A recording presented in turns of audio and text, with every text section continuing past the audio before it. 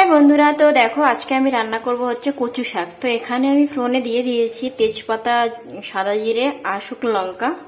আর এখানে দেখতেই পাচ্ছ যে আমার কচু শাকটা কেটে ছোলা আর কচু শাক সিদ্ধ করা কমপ্লিট হয়ে গেছে। তো চলো এবার আমি রান্না করব। তো এখানে আমি তেলের মধ্যে দিয়ে দিয়েছি জিরের গুঁড়ো, হলুদ, নুন। আর তারপরে এখানে দেখো আমি কাঁচা লঙ্কা আর সাথে কচু শাকটা দিয়ে দিয়েছি। আগে নিরামিষভাবে করে নেব, তারপর এর মধ্যে আমি ইলিশ মাছের মাথাটা দেব। আর আমি আজকে ভাবছিলাম আমি কি কি রান্না করব, তো খুঁজে পাচ্ছিলাম না। তো তারপরে বাজারে গেলাম, বাজার থেকে একটু ইলিশ মাছ নিয়ে আসলাম।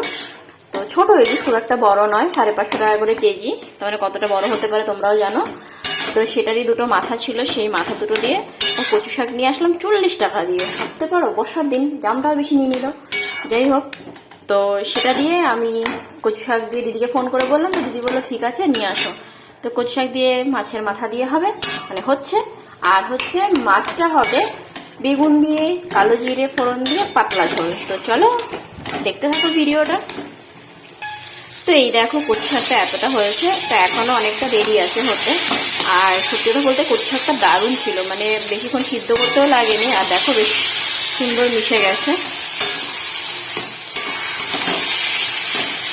তো এখানে দেখো আমার নিরামিষভাবে এটা তৈরি করা হয়ে গেছে। আমি এখান থেকে এখন দিদার জন্য তুলে নেব, তুলে নিয়ে তারপরে আমি এর মধ্যে মাছের মাথাটা দিয়ে দেবো।